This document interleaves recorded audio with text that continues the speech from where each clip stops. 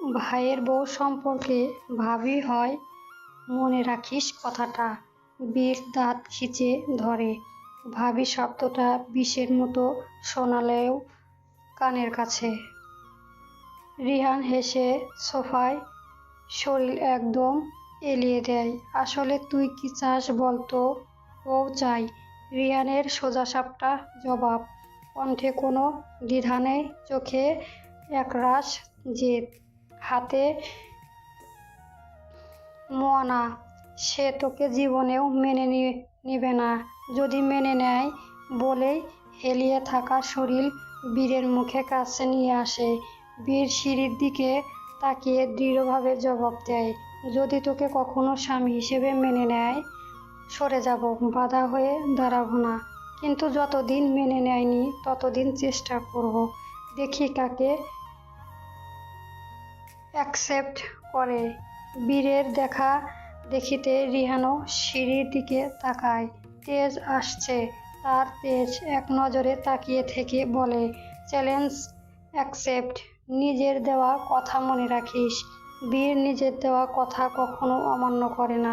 কথা দিচ্ছি, যেই দিন ওই মুখ থেকে তোকে ভালোবাসি শব্দটা বলবে, সেই দিন থেকে বীর তালুকদার চিরতরের জন্য তোদের মাঝখান থেকে চলে যাবে।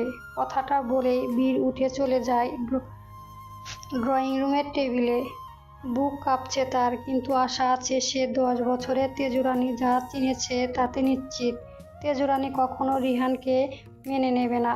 তাই চ্যালেঞ্জ হারানো 1% চ্যালেঞ্জও নেই। তেজু এক এক করে খাবারগুলো টেবিলে নিয়ে আসছে কিচেন থেকে। বীরের সাথে সাথে রিহানও এসে বসে। খাবার সব নিয়ে হাতে। বীর বলে ওঠে, তেজুরানী বসে পড়। তেজু চারপাশে একবার দেখে নেয়। রিহান না থাকলেও এত কিছু ভাবত না, কিন্তু এখন আছে। মনের মাঝে ভাবনা উকি দেয়। মানুষটা তাকে সহ্য করতে পারে না। সে বসলে যদি উঠে যায় তখন তো বড় মার থেকে কথা শুনতে হবে। কি হলো, দাঁড়িয়ে আসিস কেন? বস। কথাটা বলেই বীর হাত ধরে বসিয়ে দেয়। তেজুকে বসতে দেখে সবাই আকৃষ্ট চোখে রিহানের দিকে তাকায়। একমাত্র বীর আর অব্রু ছাড়া সবাই অবাক হয়ে যায়। রিহান রিকোয়েস্ট করেছে না কেন? এমনিতেই তো এতক্ষণে টেবিল উল্টো দিত। মাঝে মাঝে কথাটা লাগে কেমন চেঞ্জ হয়েছে রিহান। মা, মাছের বাটিটা ওইদিকে দাও। ভাবনার মাঝে রিহানের কথা রুহি তাড়াতাড়ি করে বাটিটা এগিয়ে দেয়। রিহান চুপচাপ খেয়ে যাচ্ছে। খাওয়ার মাঝে তার সূক্ষ্ম দৃষ্টিতে তেজুর দিকে তাকাচ্ছে। সন্ধ্যায় তেজুর রূপ দেখে বুঝেছে তার মাঝে পরিবর্তন এসেছে, যা সে এতদিন চেয়েছিল। তবে এখনো উঠে দাঁড়ানোর মতো খুঁট পায়নি, যেটা সাহায্য অন্যের বিরুদ্ধে জবাব দিতে পারবে। তেজু একটা খুঁট প্রয়োজন, যেটা দিয়ে তার ভালোবাসা প্রকাশের পর নিজের উপর হওয়া আঘাতগুলো প্রতিশোধ করতে পারবে। খেতে খেতে হঠাৎ রিহান বলে ওঠে, তেজ তোর তেজ তোর কালকে কলেজ আছে। রিহানের এই একটা কথা যেন বোমা ফাটালো খাবার টেবিলে। সবাই বিস্ময় নিয়ে তাকিয়ে আছে। তেজু নিজেও অবাক। বড় মার দিকে একবার তাকায়, ধীরে সুস্থে জবাব দেয়, আছে। যাওয়ার দরকার নেই, আমার ইম্পর্টেন্ট ক্লাস আছে। আমার মুখে মুখে জবাব পছন্দ না। তোর অনুমতি নিচ্ছি না, আদেশ দিচ্ছি। বেশি কথা বললে পড়াশোনা বন্ধ করে দেব। কথা শেষ করে রিহান খাবারের অর্ধেক রেখে উঠে যায়। তেজু নিজের মন দৃঢ়তা করে, সে কালকে কলেজে যাবে। কেন শুনবে এর কথা? কে হয় সে? একবার সারা বাড়িতে চোখ বুলিয়েছে। বীরের বেছে দেওয়া মাছগুলো দিয়ে তৃপ্তি করে খায়। কেন যেন মনে হচ্ছে তার এই জীবন খুব তাড়াতাড়ি পরিবর্তন হতে যাচ্ছে। তেজু খাওয়া শেষ করে উঠে দাঁড়িয়ে থাকে। সবার খাওয়া শেষ হতেই সবকিছু এক এক করে কিচেনে নিয়ে যায়। পাশে তাকায় বড় মা নেই। এখন এইসব আবার একা হাতে ধুতে হবে। সময় নিয়ে সবকিছু পরিষ্কার করে করে। নিজের রুমে এসে একটা ড্রয়ার খোলে, একটা ডায়েরি আর একটা রিপোর্ট বের করে। রিপোর্টের তারিখ 13 তারিখ 4 মাস 1998। প্রায় 10 বছর আগের রিপোর্ট, যা সে 10 বছর ধরে খুব যত্ন করে রেখেছে। তেজু ডায়েরিটা তার বাবার হাতের লেখা 3 বছর আগে আলমারিতে পেয়েছিল, খুব যত্ন করে রেখেছে নিজের কাছে। পুরো ডায়েরি খালি, শুধু সামনে একটা পৃষ্ঠায় লেখা আছে, হয়তো লেখা আর সময় পায়নি বাবা। জল জল করছে লেখাগুলো। তেজু একবার চোখ বুলিয়ে ক্যালেন্ডারের পাশে রেখে দে। ড্রয়ার থেকে লাল মার্ক নিয়ে নিজের জন্মদিন 6 তারিখ গোল চিহ্ন দেয়।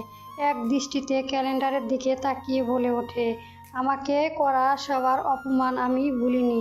ছোট ছোট ভুল বোঝাবুঝির কারণে তাদের বিচ্ছিরি ব্যবহার ভুলিনি। কষ্ট পাবো জেনেও যে দুঃখ আমাকে উপহার দেওয়া হয়েছে, আমি তা খুব যত্ন সহকারে সাজিয়ে রেখেছি মনের মাঝে। যেসব কথা আমার দুচোখ ভাসিয়েছে, সেই সব কথা আমি কোনোদিন ভুলিনি, ভুলতে পারি না। আমি চোখ মুছছি, কিন্তু মনে দাগ মুছি না। কিছুই ভুলে যাইনি আমি, সব কিছুই হিসেব আমি কড়াগড্ডায় নিব। কথাগুলো বলার সময় তেজুর চোখ বেয়ে বুকে অশ্রু পড়ে। এই জীবনে সে কম অবহেলা আর অত্যাচারিত হয়নি। সব কিছু খুব যত্নর মাঝে মাঝে পুষে রেখেছে। ডায়েরিটা হাতে নিয়ে আলমারিতে রাখে, রিপোর্টটা খুব সাবধানে কাপড়ের মুড়ে ড্রয়ারে লুকিয়ে রাখে। সব ঠিক করে বেডে এসে শুয়ে পড়ে। ধীরে ধীরে চোখের পাতা বন্ধ করে। সকাল 7টা। তেজু সবার জন্য নাস্তা রেডি করেছে। পাশে বড় মা, তিনিও হাতে হাতে রুটি মেলছে। রান্নাঘরের ভেতর গরমে ভিজে একাকার। এই তেজ, ড্রয়িং রুমে চিৎকার করে ডাকছে রিহান। কিচেন থাকার রুহি আর তেজু ভ্রু কুঁচকে যায়, তার নাম ধরে চিল্লাচ্ছে। তাও আবার রিহান তালুকদার। ব্যাপারটা সত্যি অস্বাভাবিক। চুলা অফ করে তেজু ধীরে ধীরে ড্রয়িং রুমে আসে। রিহানের পাশে একটা ট্রাউজার, সাথে কালো টি শার্ট। তার পাশে একজন গার্ড, হাতে বাজারে ব্যাগ ভরা। ব্যাগটা কিন্তু পানি পড়ছে ফ্লোরে। তেজকে দাও এইগুলো। রিহানের কথায় গার্ড ব্যাগটা তেজুর পাশে রাখে। তেজু ভ্রু কুঁচকে ব্যাগের ভেতর মুখটা ঢুকিয়ে দেয়। পেছনে দাঁড়ানো রুহিও এগিয়ে আসে, তাকায়। দুজনের চোখে চরক গাছ। ব্যাগে একেবারে ছোট ছোট মাছের স্তূপ। রিহানে এত ছোট মাছ কি জন্য? কেন? কে কাটবে এগুলো? রিহান হাত দুটো বুকের কাছে আড়াআড়ি করে স্বাভাবিক গলায় বলে, তোমাকে একবারও বলেছি তোমাকে করতে হবে। একটু পর আমার সমাবেশ আছে, আসার সময় আমার বন্ধুরা আসবে, দুপুরে আমাদের বাড়িতে খাবে। ওদের ছোট মাছ অনেক প্রিয়, তাই ভুনা আর রান্না করতে বলেছে। তোমার তো ক্যামেরার কোমরের ব্যথা, তুমি পারবে না, তাই তেজ সব কাটবে, তুমি টেনশন নিও না। রিহানের কথা শুনে তেজুর মাথা ঘুরে যায়। এত মাছ, কমপক্ষে 5 কেজি তো হবেই, সারাদিন কাটলেও শেষ হবে না। সকালে হঠাৎ খবর আসে রুবিনা আন্টি অসুস্থ, তিনি আজ আসবে না। এখন তো একা হাতে সব সামলাতে হবে। তেজু কিছু বলতে যাবে, এর আগেই বড় মা কড়া গলায় শুনতে পায়, ঠিক আছে, ও করবে। এমনিতেই কি এমন কাজ করে, সারাদিন শুয়ে বসে থাকে, আজ না হয় একটু কাজ করলো। নিয়ে আসছি ওদের।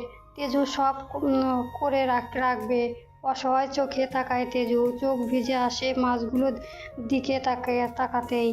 আজ আর তার কলেজে যাওয়া হবে না। এখন যদি কিছু বলে, দেখা যাবে বড়মা একেবারে কলেজে যেতে দেবে না, কারণ এইবার বড় মার ছেলে আবদার। একদিন তেজুর অবস্থা দেখে রিহানের ঠোঁটে কোনো ঝুলছে হালকা হাসি, মনের ভেতর শান্তি, যেন এক বড় যুদ্ধ জিতে গেছে। কাল সারা রাত না ঘুমিয়ে ভেবেছে কিভাবে তেজকে আটকানো যায়। সে খুব ভালো করে জানে তেজ আজ কলেজে যাবে। কাল রাতে তেজের চোখে দেখে স্পষ্ট বুঝেছে তার নিষেধ মানবে না। আর রিহান ভালো করে জানে বাঘিনীকে কিভাবে ভাগে আনতে হয়। এইবার সারাদিন কিচেনে বসে ক্লাস করুক, রিহান সিটি বাজাতে বাজাতে উপরে চলে যায়। কণ্ঠের সিটি শব্দ যেন দ্বিরূপ লুকানো। সমাবেশ শুরু হবে সকাল 10টায়, কিন্তু তার হাতে আরও অনেক কাজ আছে, তাই আগে আগে বের হতে হবে। আজ জঙ্গলবাড়ি থেকে 17 জন মেয়ে দিতে হবে। কাজটা খুব সতর্কর সাথে করতে হবে। এর 100 ভাগ 100 রিহান পাবে, কারো কোনো অধিকার নেই। সাথে একটা রিসার্চ করেছে যা সে এর আগে একবারও এখন আবার আটকে গেছে। ফর্মুলা হারিয়ে গেছে, এমন প্রাণ দিয়ে চেষ্টা করেছে, কারণ এটা তৈরি করতে পারলে তার হাতে আসবে প্রচুর টাকা, যা কল্পনার বাইরে। আবার 22 তারিখে আমেরিকায় যেতে হবে, কিছু জরুরি কাজ, আর সেই দিন তেজের বিয়ে। এই নিয়ে তার কোনো মাথা ব্যথা নেই। সে জানে তেজ কখনো বিয়ে করবে না। সবাই সময়ের অপেক্ষা। তার বেয়াদব বউকে এখনো কেউ চিনতে পারেনি। সে ছাড়া চলবে।